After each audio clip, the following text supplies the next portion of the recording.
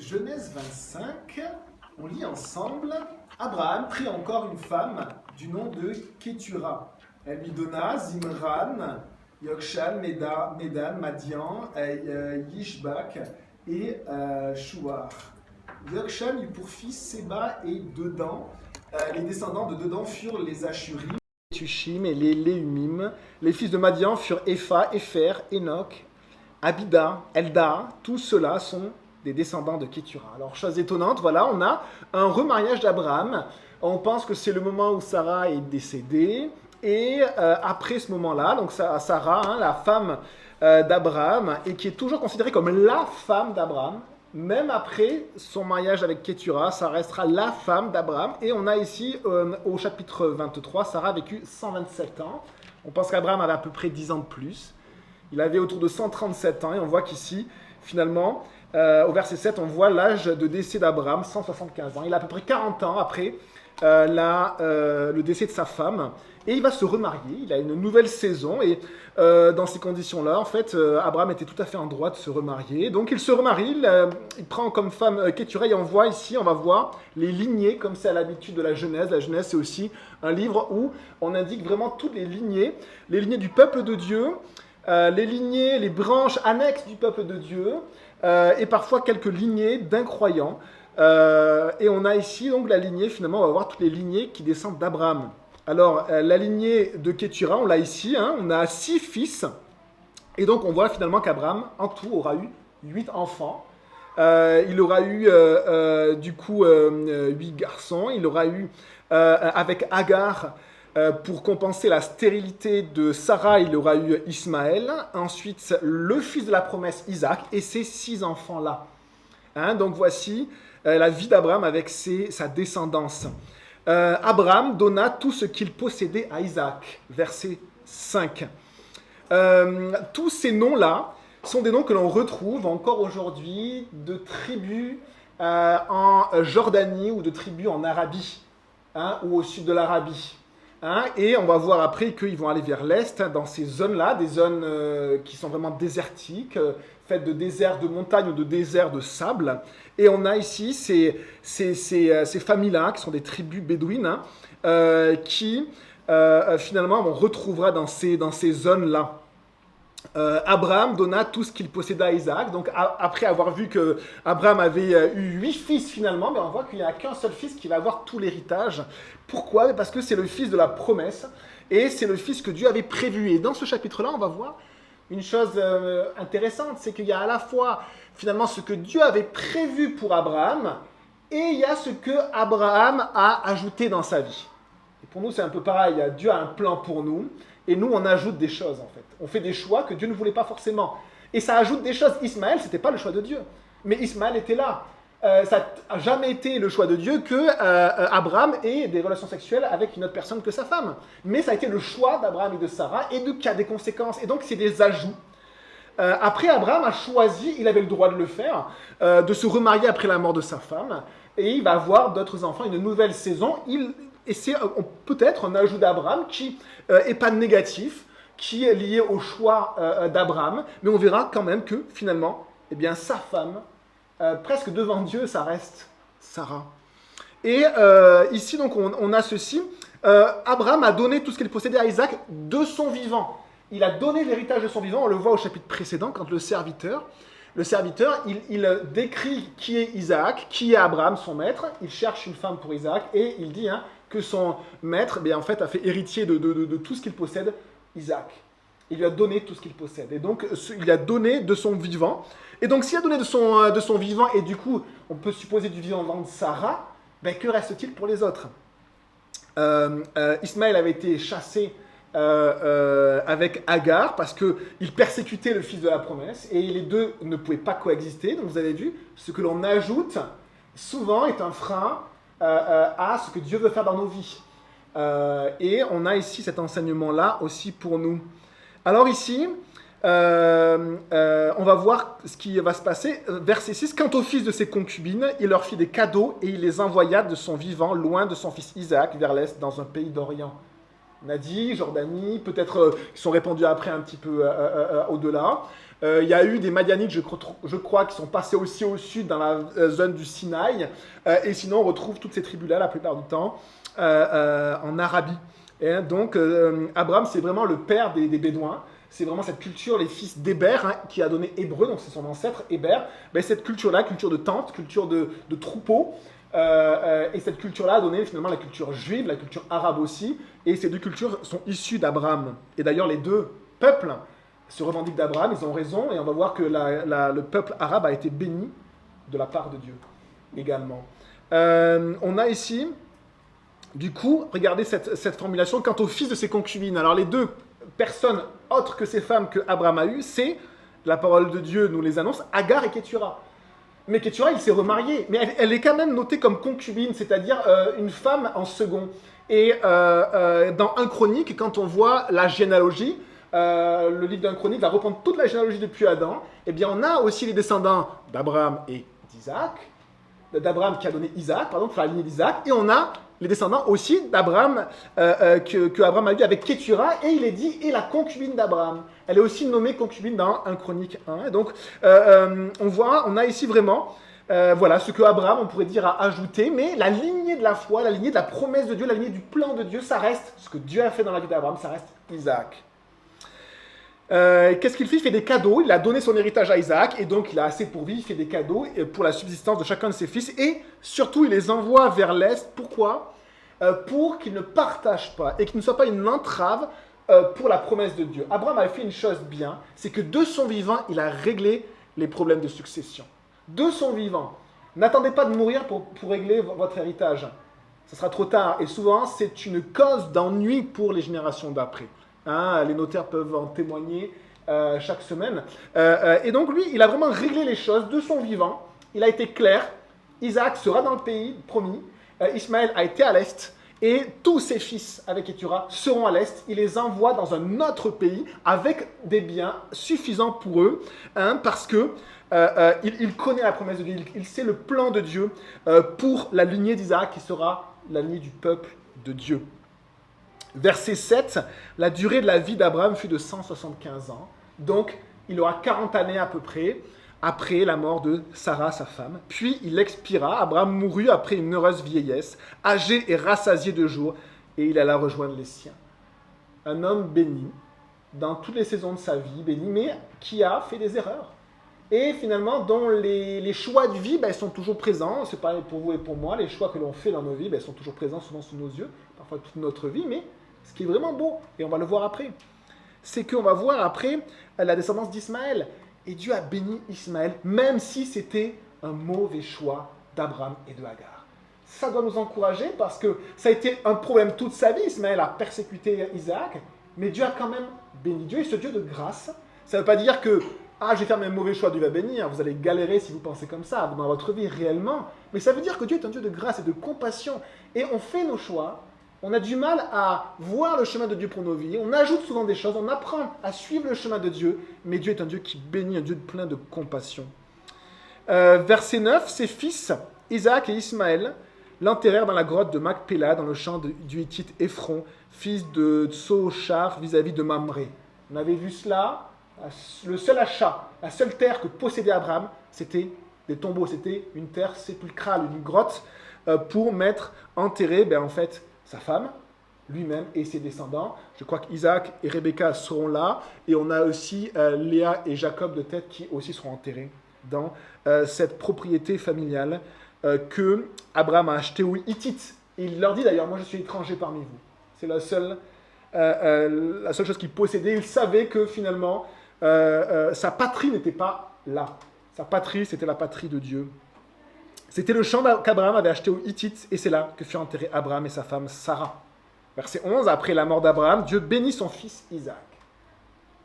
On voit vraiment que Dieu est un Dieu de bénédiction, mais il a une main particulière sur ce fils de la promesse. Isaac, qui veut dire rien. Ils avaient rigolé parce qu'ils ne croyaient pas que c'était possible d'avoir un enfant dans leur vieillesse, et finalement c'est devenu le fils de la joie, le fils de la promesse, Isaac, le rire, qui était aussi finalement cette joie incroyable. Et bien Dieu va continuer à bénir, et on va le voir par la suite au chapitre suivant, va continuer à se révéler.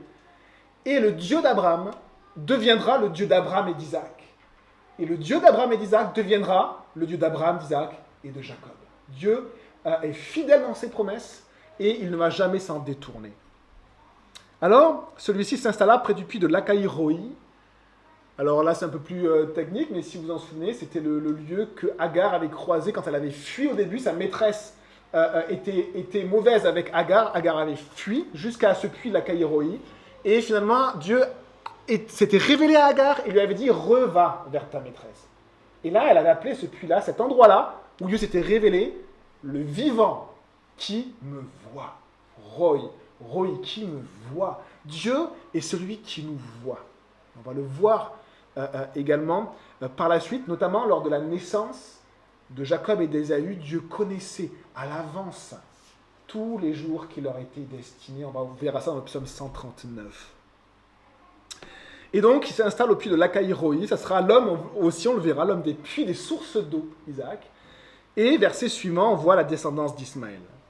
Voici la lignée d'Ismaël, fils d'Abraham, celui que l'Égyptienne Agar, la servante de Sarah, avait donné à Abraham. Voici le nom des fils d'Ismaël, leur nom en fonction de leur lignée. Nebaïoth, son fils aîné. Kédar, donc là vous avez vu, l'aîné avait une place particulière dans cette culture-là, et aussi de la part de Dieu, et on le verra par la suite. Kédar, Adbel, Mipsam, Mishma, Duma, Massa, on a l'impression que c'est nos noms arabes, Hadad, Théma, Jétur, Naphish, Kedma.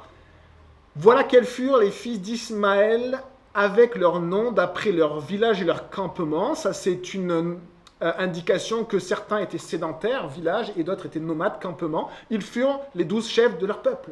Et si vous vous souvenez, Dieu avait dit à Abraham ceci, Genèse 17, verset 20, « À l'égard d'Ismaël, je t'ai exaucé, voici je le bénirai, je le rendrai fécond, et je le multiplierai à l'infini. » Je le multiplierai à l'infini. Le peuple arabe est un peuple très important, qui s'est répandu sur toute l'Afrique du Nord, également, est un peuple très important aujourd'hui. Dieu l'avait dit, je le multiplierai à l'infini. Il engendrera 12 princes, et je ferai de lui une grande nation. Par contre, ce qui est très intéressant, une partie de l'Arabie, on pense, Ismaël était là, ça va être une personne, et on va le voir par la suite.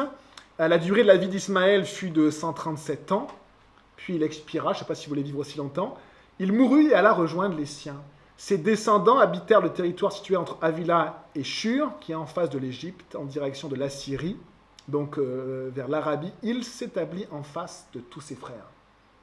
Et c'est assez intéressant, parce que dans la description que Dieu va faire à Agar et à Abraham de Ismaël, Dieu va dire ceci d'Ismaël: ce sera un âne sauvage, c'est-à-dire une personne indomptable que cet homme Ismaël. Sa main sera contre chacun, et la main de chacun sera contre lui. Et il dressera ses tentes à la face de tous ses frères, en face d'eux. Quelqu'un de belliqueux, quelqu'un qui va lutter, quelqu'un contre qui on va être, et quelqu'un qui va être contre les autres. C'est ce peuple, descendant d'Ismaël, qu'on voit dans la Genèse, qui a engendré 12 princes, que Dieu a bénis, puisque Jacob a été béni avec aussi 12 fils, et là on voit vraiment que Dieu bénit. Il a béni malgré le fait que ce soit un ajout d'Abraham et de Sarah. Et donc Dieu bénit malgré nous. Dieu bénit, nous des fois on ne bénirait pas, mais Dieu le fait. Dieu est un Dieu de grâce et de compassion. On l'a chanté ce matin, merci Seigneur. Verset suivant, on va voir maintenant la lignée d'Isaac. Verset 19, voici la lignée d'Isaac, fils d'Abraham. Abraham eut pour fils Isaac. Alors la lignée, le mot lignée, ou les engendrements, ça définit à la fois la généalogie, être fils de. Mais vous savez, c'est comme le petit tiret sur les pierres tombales, l'épitaphe, je crois. Quand on a la date de début, la date de fin d'une personne, le petit tiret, hein, on pourrait dire telle personne a vécu tant, et puis après il y a telle personne qui a vécu tant. C'est un peu comme les fils d'eux. On a juste quelqu'un qui est fils d'eux, et on a déjà toute une génération qui est passée. Mais ça décrit aussi sa vie entière. Et donc parfois la parole de Dieu décrit juste des généalogies, qui sont à chaque fois une génération. Et des fois, la parole de Dieu zoome sur une génération, et les lignées parlent aussi de la vie de la personne. Et donc là, on voit des généalogies, mais la lignée d'Isaac, ça va être aussi la vie d'Isaac. Et on va voir la vie d'Isaac. Donc, fils d'Abraham, Abraham eut pour fils Isaac. Isaac était âgé de 40 ans quand il prit pour femme Rebecca, qui était la fille de Bethuel, l'araméen de Padan Aram, et la sœur de Laban, l'araméen. Laban, on le reverra par la suite dans les chapitres suivants, et on l'avait vu au chapitre 24, ce qui s'était passé. Isaac supplia l'Éternel pour sa femme, car elle était stérile, et l'Éternel l'exauça. Souvenez-vous de ce que Isaac faisait quand il attendait le soir. Je ne sais pas si vous vous en souvenez, au chapitre précédent. Il méditait le soir dans les champs. Il recherchait le chemin de Dieu. Il se questionnait, il questionnait Dieu, il questionnait ses choix. Il méditait. Et là, ici, on voit un Isaac qui va vers l'Éternel parce qu'ils ont un trouble dans la famille, ils ont une épreuve. Sa femme ne peut pas avoir d'enfant. Et alors, il va supplier. Mais dans ce terme supplier, il n'y a pas de notion de temps. Et la chose qui va vous surprendre, c'est qu'on vient de voir qu'Isaac avait 40 ans quand il s'est marié. Peut-être qu'il a attendu plusieurs années avant de supplier l'Éternel. Il aura attendu peut-être quelques années, peut-être 5 ans, je ne sais pas, avant de vraiment se dire, ben là, il y a vraiment un problème. Et il a commencé à supplier. Et regardez à quel âge il va avoir ses enfants. Vous l'avez au verset 26 à la fin. Isaac était âgé de 60 ans à leur naissance. Il s'est passé 20 ans entre le mariage et le fait d'avoir les enfants. La supplication d'Isaac a duré au moins entre 10 et 20 ans, peut-être 15 ans ou 20 ans. Dans ce terme-là, c'est vraiment étonnant parce que Dieu est celui qui répond à nos prières parfois avant même qu'on ait fini notre prière. Vous vous en souvenez ? C'est quand le serviteur priait son Dieu en disant donne du succès à mon expédition pour trouver une femme pour le fils de mon serviteur Isaac. Il n'a même pas fini que Rebecca était là. Et là, on a Isaac qui supplie le Seigneur, Seigneur, s'il te plaît, que ma femme puisse avoir des enfants. Il a attendu 15 années ou 20 années. Et ici, on a vraiment une caractéristique de Dieu que l'on n'aime pas. Il y a des caractéristiques de Dieu que l'on n'aime pas. On doit aussi se repentir pour ça. La patience. Dieu est patient. Et Dieu veut nous former à son image. Il nous a sauvés pour nous transformer à son image. Et donc, il veut nous apprendre aussi la patience. Et la patience ne peut s'apprendre que en l'expérimentant. La patience ne peut pas s'apprendre en lisant simplement, en étudiant simplement, dans notre connaissance. Elle s'apprend en s'expérimentant. Et là, ce qui est beau, c'est finalement que le verset parle d'Isaac qui supplie jusqu'à l'exaucement. Est-ce que c'est notre attitude sur le chemin de nos prières? Est-ce qu'on apporte, on supplie, on continue à supplier, jusqu'à ce que le Seigneur nous donne sa réponse et nous dise parfois non. Paul, l'apôtre Paul, si vous vous souvenez, il avait un problème à l'œil qui gênait son ministère. Une écharpe de Satan qui venait le souffleter. On pense que c'était à l'œil. Il va supplier, et Dieu va lui dire, non, je ne te l'enlèverai pas. Ma grâce te suffit. Mais il a supplié jusqu'à la réponse. Il dit, par 3 fois, j'ai supplié le Seigneur. Et ici, il supplie jusqu'à avoir la réponse. C'est vraiment joli. Parce qu'il y a toujours cette attente que les choses viennent de Dieu. Et de ne pas prendre les choses par eux-mêmes. Souvenez-vous, qu'est-ce qu'avaient fait Abraham et Sarah quand ils n'avaient pas d'enfants? Ils avaient dit à Dieu, on ne peut pas avoir d'enfants. Ils avaient commencé à supplier, ils s'étaient arrêtés. Ils avaient trouvé une autre solution. Ils avaient trouvé Agar qui allait porter leur fils. Et ce n'était pas la solution de Dieu. Et ici, on a aussi cette caractéristique de ce mariage qui est un beau mariage. Le mariage d'Isaac et de Rebecca, c'est un beau mariage. C'est vraiment un beau mariage. On le lit à la fin du verset du chapitre précédent. Il épousa Rebecca, elle devint sa femme et il l'aima. Un mariage, ce qui est très étonnant, c'est qu'ils se sont dit oui avant de se connaître, par finalement le choix de leur famille, mais ça a été un mariage d'amour, un mariage où ils vont avoir une vie, un mariage heureux. Et on voit que d'une part, on voit que vous avez Rebecca qui dit oui, un oui total à ce mariage-là, c'est un oui à Dieu total. Elle recherche vraiment la volonté de Dieu. Et vous avez ici Isaac qui recherche aussi la volonté de Dieu. 2 personnes croyants qui recherchent vraiment Dieu. Verset suivant. Sa femme, la fin du verset 21, sa femme, Rebecca, tomba enceinte. Quelle joie après 20 ans.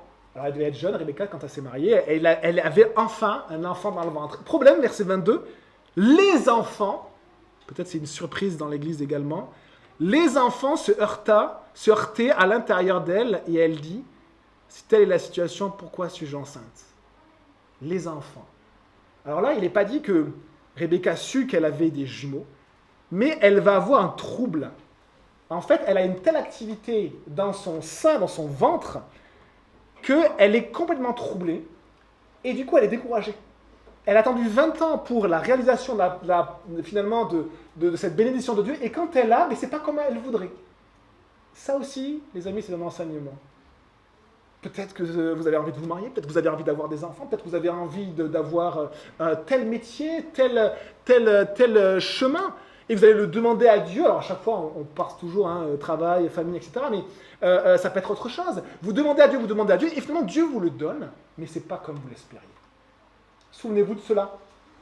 Quand on demande à Dieu quelque chose, Dieu souvent il répond, mais c'est pas forcément comme on l'espérait. Et ici, elle a enfin un enfant et elle est complètement découragée alors qu'elle devrait être heureuse, parce qu'elle a une activité tellement abondante qu'elle devait être gênée, peut-être qu'elle avait mal, peut-être qu'elle s'inquiète au plus haut point, mais qu'est-ce que c'est que cet enfant à l'intérieur de moi? Et du coup, elle dit, si telle est la situation, pourquoi suis-je enceinte? Et littéralement, c'est pourquoi suis-je? C'est vraiment presque une interrogation sur sa propre vie. Elle est vraiment chamboulée. Et regardez sa réaction. Elle alla consulter l'Éternel. Verset précédent, Isaac supplia l'Éternel. Verset suivant, elle alla consulter l'Éternel. Mais quel beau mariage! C'est un beau mariage. Par contre, il y a une chose que va nous dire le texte. C'est que Rebecca avait une belle relation avec le Seigneur. Isaac avait une belle relation avec le Seigneur, mais les deux n'ont pas assez alimenté leur relation ensemble avec le Seigneur. Et il va y avoir un fossé qui va se creuser, on va le voir par la suite, entre Isaac et Rebecca. Et ça nous parle aussi du mariage.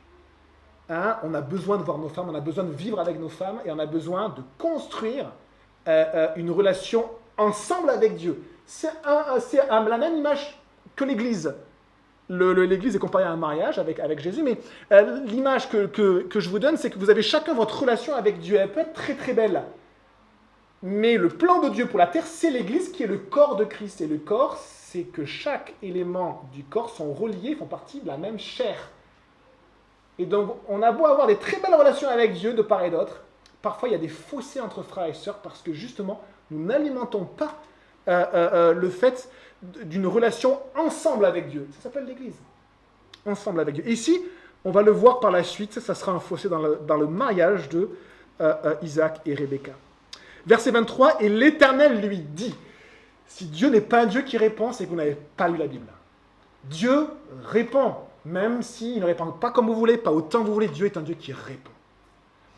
Verset 23, et l'Éternel lui dit, il y a 2 nations dans ton ventre, et 2 peuples issus de toi se sépareront. Un de ces peuples sera plus fort que l'autre, et le plus grand sera asservi au plus petit. Alors là, elle apprend, peut-être qu'elle s'en doutait, le texte ne le dit pas, peut-être qu'elle apprend que là c'est des jumeaux, et elle apprend une chose très étonnante, le Seigneur lui dit, c'est qu'il y a une lutte dans son ventre qui va perdurer après la naissance des jumeaux, et qui va perdurer dans leurs descendants. Ils donneront 2 peuples, et l'un sera plus grand que l'autre. Étonnant, hein? Dieu dit en fait à cette femme, tu as 2 enfants qui vont lutter l'un contre l'autre. Et on va le voir par la suite. Ils sont malheureusement, Isaac et Rebecca, aussi en partie responsables de cela. Parce qu'ils vont vivre leur vie petit à petit séparément. On va le voir par la suite. Mais ce qui est très étonnant ici, c'est que Dieu, avant la naissance de ces 2 enfants, connaît leur vie. Prenez le psaume 139. Prenez-le, c'est un psaume magnifique. N'hésitez pas à prendre par cœur la parole de Dieu, ça peut vous aider dans des moments, des fois de crise, dans des moments de dépression, dans des moments difficiles, vous pouvez la réciter. Vous pouvez rechercher dans votre mémoire des versets, et la parole de Dieu, elle a un effet thérapeutique. C'est le meilleur médicament, c'est mieux qu'un psychiatre. Psaume 139. On le chantera après, ce chant-là. Éternel, tu m'examines, tu me connais. Tu sais quand je m'assieds, quand je me lève, tu discernes de loin ma pensée, tu sais quand je marche et quand je me couche, et toutes mes voies te sont familières. La parole n'est pas encore sur ma langue. Alors c'est page 413 de la Bible, de la même Bible que moi. Et Éternel, tu la connais entièrement. Tu m'entoures par derrière et par devant et tu mets ta main sur moi. Ça, Agar en a fait l'expérience. Et elle a appelé Dieu, le voyant, celui qui se révèle, le voyant, celui qui me voit. Le vivant, et le voyant, celui qui me voit, excusez-moi, le vivant qui me voit. Regardez maintenant au verset 13. Psaume 139. C'est toi qui as formé mes reins, qui m'as tissé dans le ventre de ma mère. Je te loue de ce que je suis une créature si merveilleuse. Tes œuvres sont admirables et je le reconnais bien. Si vous avez du mal à vous accepter vous-même, eh bien vous pouvez vous repentir maintenant et dire à Dieu merci Seigneur parce que je suis une créature merveilleuse parce que tu m'as créé. C'est Dieu qui nous a créés.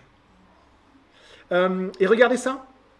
Verset 15, « Mon corps n'était pas caché devant toi lorsque j'ai été fait dans le secret, tissé dans les profondeurs de la terre. Je n'étais encore qu'une masse informe, mais tes yeux me voyaient.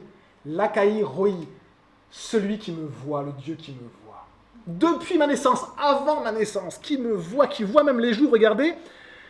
Et sur ton livre étaient inscrits tous les jours qui m'étaient destinés avant qu'un seul d'entre eux n'existe. » Ça montre la grandeur incroyable de Dieu, qui mérite juste toute adoration. Il voit, il sait. Et malheureusement, le Seigneur voit même nos erreurs à l'avance. Et que le Seigneur nous aide justement à nous repentir et à apprendre à mettre nos erreurs, nos péchés, nos transgressions aussi, parfois c'est des erreurs, parfois c'est des transgressions, de côté. Et on reprend ici, voici ce que le Seigneur révèle. Il révèle à Rebecca, quelle révélation incroyable. La révélation de ses deux fils, c'est incroyable. Et regardez le verset 24. Donc, il est dit, deux personnes qui deviendront deux peuples, mais le plus grand sera asservi au plus petit. Verset 24, le moment où elle devait accoucher arriva, et voici qu'il y avait des jumeaux dans son ventre. Le texte met même une surprise pour dire que, avant, il n'y avait pas de gynécologue, il n'y avait pas d'échographie non plus. Et du coup, il est possible que Rebecca ne savait pas du tout qu'elle attendait des jumeaux et que Dieu lui a révélé. Et après, bien sûr, à la naissance, elle le savait, elle. Mais ce verset marque la surprise. Et voici qu'il y avait des jumeaux dans son ventre. Alors, vous savez, je crois qu'on a entre 3 et 5 jours, je crois, pour déclarer son enfant à la mairie et donc donner le nom. On a une pression souvent des sages-femmes pour donner le nom de son enfant dès qu'il naît. Ça s'appelle comment?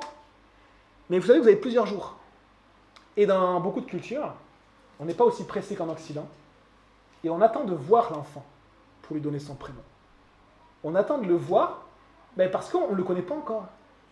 Et chose assez étonnante, c'était pour Zacharie, je crois, on avait prévu en bon français les prénoms, mais il arrivait tellement vite, Zacharie, qu'on avait deux prénoms, on ne savait pas lequel donner. Donc, ma femme a accouché, on avait l'enfant devant nous, et les sages-femmes étaient là en train de dire « Il s'appelle comment ? On ne sait pas. Laissez-nous du temps, s'il vous plaît. » Et du coup, on a vu comment il était arrivé, et de la manière dont il est arrivé, on lui a donné ce nom. Et ici, c'est exactement la même chose, regardez. Le moment où elle devait accoucher arriva, et voici qu'il y avait des jumeaux dans son ventre, verset 25, le premier sortit roux, et tout couvert de poils, comme un manteau. On l'appela Ésaü, pardon. Alors ça arrive, alors il y a plein de mots, le lanugo, je crois que ça s'appelle, ou il y a d'autres termes, il y a des médecins ici. Mais, donc que le bébé soit couvert de duvet, qu'il va perdre. On a des amis qui ont eu ça, donc c'est une surprise. Oh là, petit ourson. Et il y a une autre chose qui peut arriver, c'est une hyper... aidez-moi, le fait d'avoir des poils, pilosité, merci. Une hyperpilosité qui peut durer aussi toute la vie. Alors ça arrive souvent aux gars, ils sont poilus partout, torse, dos, partout. Et parfois ça arrive aux femmes. D'où les fameuses femmes à barbe dans l'histoire. Il y a des photos, désolé. Mais du coup, finalement, Ésaü, il avait cette pilosité-là, il était tout roux et plein de poils. Mais comment ils l'ont appelé? Ésaü, ça veut dire velu. Velu, voilà. Et il est venu velu, il s'appellera velu. Et ensuite sortit son frère. Au début, on pensait le moindre, mais pas le moins intéressant. Dont la main tenait le talon d'Ésaü. Petit même, les bébés dans le ventre peuvent tenir des choses. Et il a grippé avec sa main le talon de son frère. Il y a toute une symbolique aussi, et une symbolique d'assujettissement et de domination. C'est assez étonnant. Et du coup, ils ont vu ça. Ils ont sorti, celle qui faisait office de sage-femme a sorti le deuxième bébé, et ils ont vu que finalement, les deux jumeaux, eh bien, le deuxième tenait par le talon le premier. Eh, c'est moi le premier, hein. Laisse-moi la place. Ben non, c'était pas lui le premier. Et après, on verra, ben si, il va tout faire pour, mais...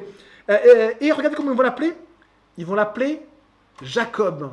Et Jacob, verset 26, Jacob, je l'ai là, Yahakob, c'est celui qui prend par le talon, littéralement, mais ce sera aussi le supplanteur. Parce que prendre par le talon quelqu'un, ben, finalement, c'est le supplanter.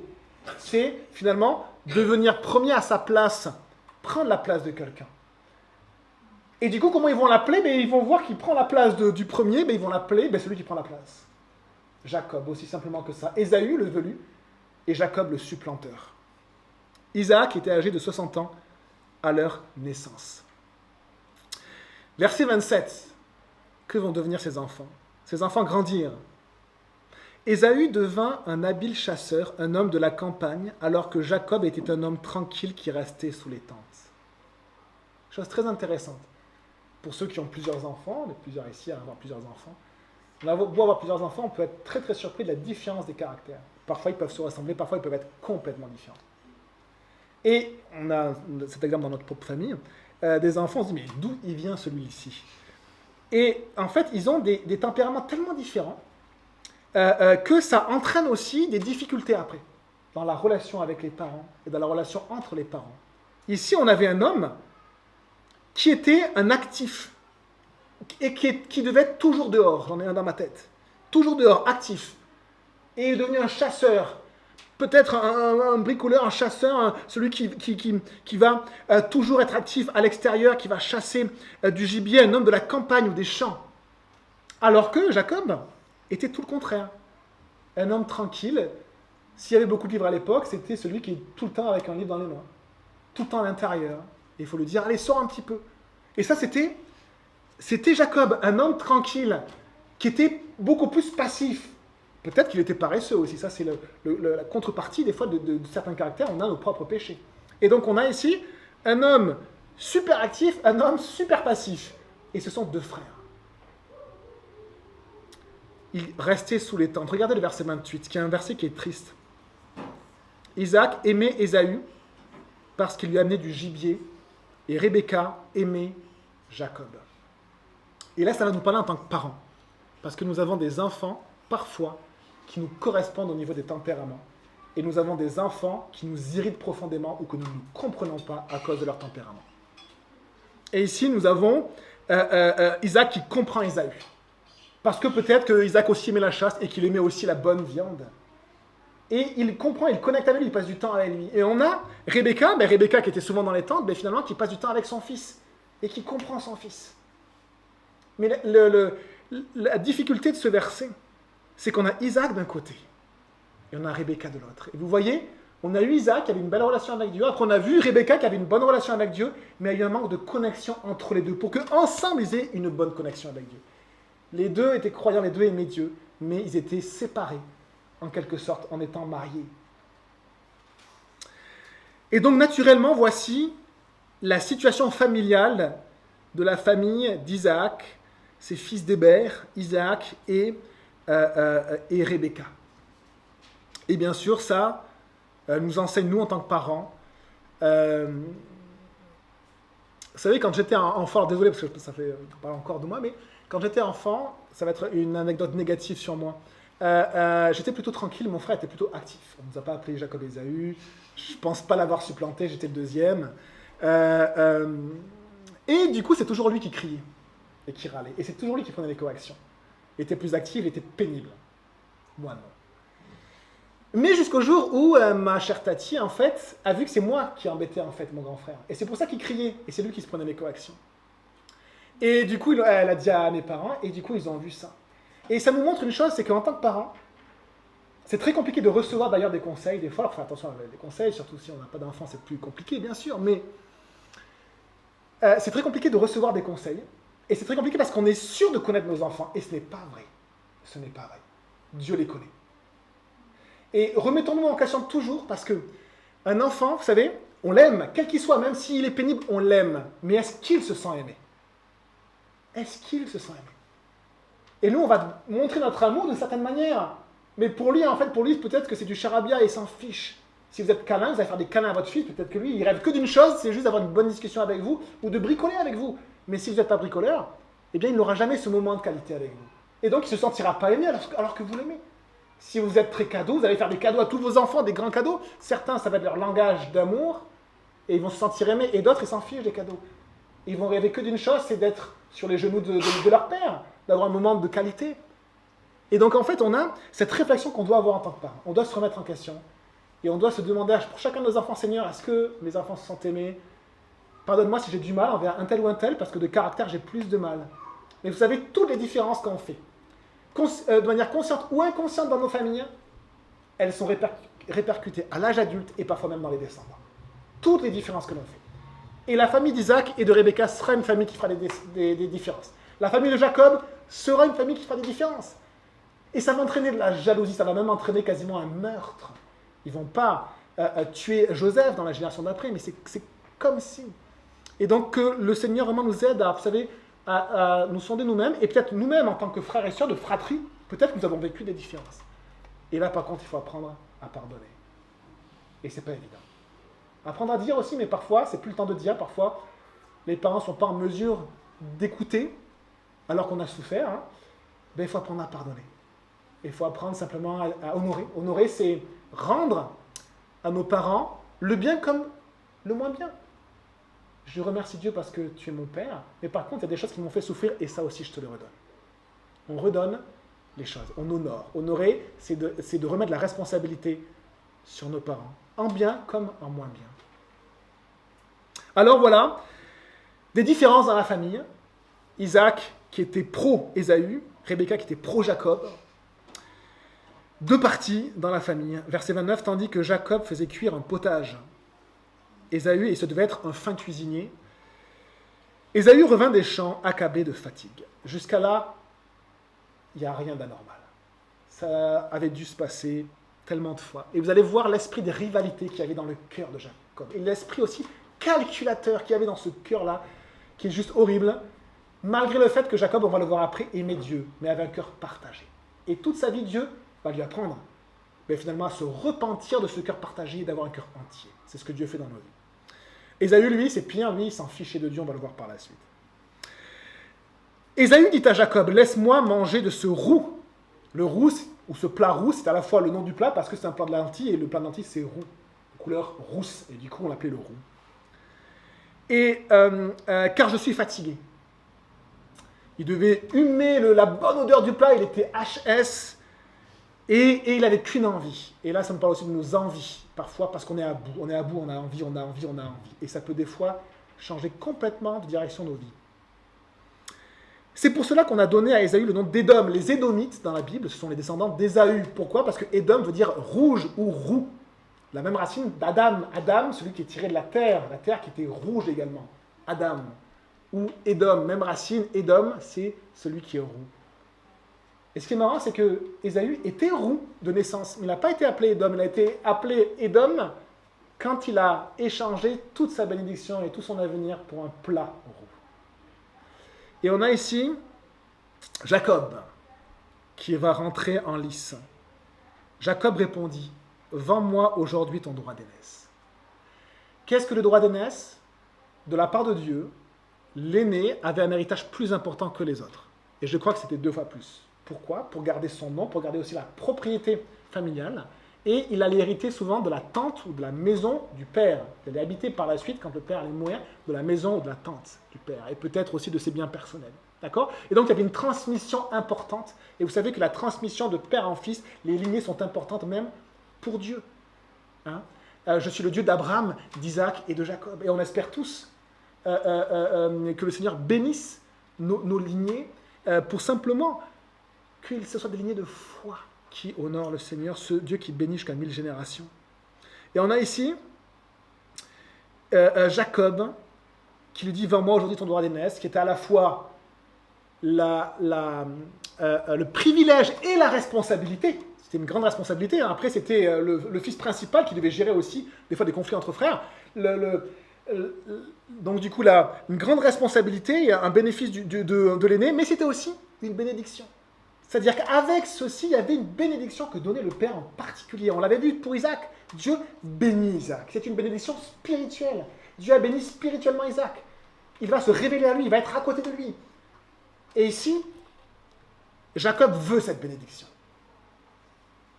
Et Rebecca, sa mère, savait que le plus petit allait supplanter le plus grand, mais ils n'ont rien fait pour justement apprendre à leurs enfants à se demander pardon et à regarder dans leur propre cœur.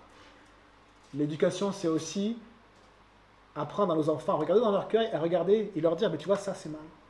Parfois, on voit le péché de nos enfants parce que c'est flagrant, parce qu'ils ne sont pas très dégourdis et qu'ils le montrent.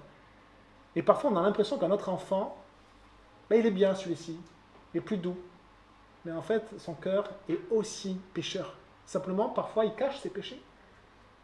Et c'est pas parce qu'il les dissimule qu'il est meilleur ou moins bon. Et donc, que le Seigneur nous apprenne juste à amener nos enfants devant ce Dieu de grâce et juste les apprendre à dire, mais voilà ce qui est dans ton cœur, ben, demande pardon. Ça, ce que tu as fait, c'est mal. Tu as caché ça, tu as fait ça derrière mon dos, ou tu as arraché la jambe de ton frère, c'est mal.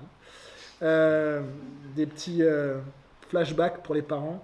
Verset 32. Ésaü répondit, je vais mourir, à quoi me sert ce droit d'aînesse? Cette parole est terrible d'Ésaü. Elle est terrible parce qu'on ne meurt pas pour un plat de lentilles, parce qu'il y avait, je pense, d'autres situations. Ésaü n'a développé en rien sa crainte de Dieu. Il a développé en rien sa crainte de Dieu, on le verra par la suite, il va se marier avec des filles du pays complètement idolâtres. Ça va être un sujet de tristesse horrible pour Isaac et pour Rebecca. Pour les deux. Ça va être un sujet de tristesse horrible. Ésaü va en fait fermer la porte à Dieu. Et depuis le début, en fait, il s'en fichait de la bénédiction de Dieu, de ce que Dieu pouvait dire, de la présence même de Dieu. Et il va mépriser à la fois sa responsabilité d'aimer, les biens qu'il pouvait avoir, mais la bénédiction de Dieu. Il va le mépriser, il va cracher dessus pour un plat de lentilles parce qu'il avait faim. Il avait très faim. Jacob dit, jure-le-moi d'abord. Il le lui jura, il vendit son droit d'aînesse à Jacob. Jacob est fautif ici, et Jacob c'est un grand calculateur. Et c'est un homme qui était fourbe, qui cachait les choses. Et vous savez qui, en silence, menait des stratégies pour arriver à sa fin à lui. Mais sachez que Dieu n'aime pas ce genre de cœur. Et du coup, Jacob, il va agir constamment comme ça jusqu'à ce que le Seigneur va l'éprouver dans sa vie. Il va l'éprouver d'une manière terrible. Son fils préféré, il va penser le perdre. Dieu connaît nos cœurs et il va finalement agir comme un père en connaissant nos cœurs pour qu'on apprenne à regarder nos cœurs. Alors apprenons nos enfants à les regarder, apprenons nous aussi à regarder nos propres cœurs. On l'a vu dans ce psaume 139, sonde-moi, ô Dieu. Sonde-moi, ô Dieu, examine-moi, Seigneur. Regarde si je suis sur une voie de chagrin, de tristesse, et conduis-moi dans la voie de l'éternité, c'est-à-dire dans tes voies à toi. Alors Jacob donna du pain et du potage, de lentilles à Ésaü. Il mangea et but, puis il se leva et s'en alla. C'est exactement ce que fait le péché. Vous avez envie de quelque chose, et ça brûle en vous, depuis des journées et des semaines. Vous avez envie, et quand vous consommez votre péché, vous vous levez, vous partez, comme si de rien n'était. Que le Seigneur nous donne plus de sagesse et plus d'intelligence, qu'on puisse demander de la sagesse et de l'intelligence à Dieu. Et c'est aussi une année, les amis, en église où on veut grandir et mûrir ensemble. C'est pour ça que je propose des groupes de semaines, c'est aussi pour grandir ensemble. Apprendre à grandir dans la parole de Dieu. C'est pas normal qu'après 2-3 ans, une personne qui est au Seigneur, parfois connaisse très peu sa Bible, connaisse très peu Dieu. Et du coup, on a besoin d'être plus en contact avec la parole de Dieu. L'église, c'est pas que le dimanche. C'est se voir dans la semaine, c'est prier les uns pour les autres, c'est s'appeler quand on a... mais c'est aussi se voir aussi en groupe. C'est ainsi qu'Ésaü, regardez ce mot, méprisa le droit d'aînesse. Et on se termine avec ce terme-là. On peut mépriser, les amis, ce qui vient de Dieu. Bazar ou baza, le mot hébreu, mépriser, avoir du dédain. La deuxième fois que c'est noté ce mot, c'est celui qui méprise le sabbat de Dieu. Dieu avait dit respectez mon sabbat, il s'en fiche. Cet homme sera mis à mort dans le peuple, dans le nombre. 1 Samuel 2, la fois suivante où on voit qu'il y a ce mot, ce mépris contre Dieu, c'est quand Élie, le sacrificateur au temps de Samuel, avait des fils qui étaient très mal éduqués. Et lui aussi n'a pas appris, en fait il n'arrivait pas à les reprendre, ses fils, à leur dire quand ils avaient péché, à vraiment les pointer sur le péché de leur cœur. Et eh bien Dieu va dire, hein, j'honorerai celui qui m'honore, mais ceux qui me méprisent seront méprisés. Alors on peut juste dire, bah, Seigneur, que ce soit qu'on puisse vouloir dans nos vies, si des moments je méprise ta parole, des fois on le fait en pensant être bien et finalement on méprise Dieu, ben, montre-le-moi. Et que je puisse ne pas mépriser qui tu es ni ta parole.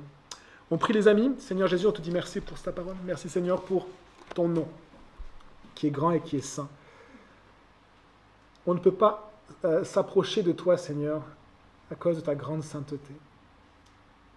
Mais on peut s'approcher de toi, Seigneur, parce que Jésus nous rend saints, nous sanctifie. Que ton nom soit béni, Seigneur.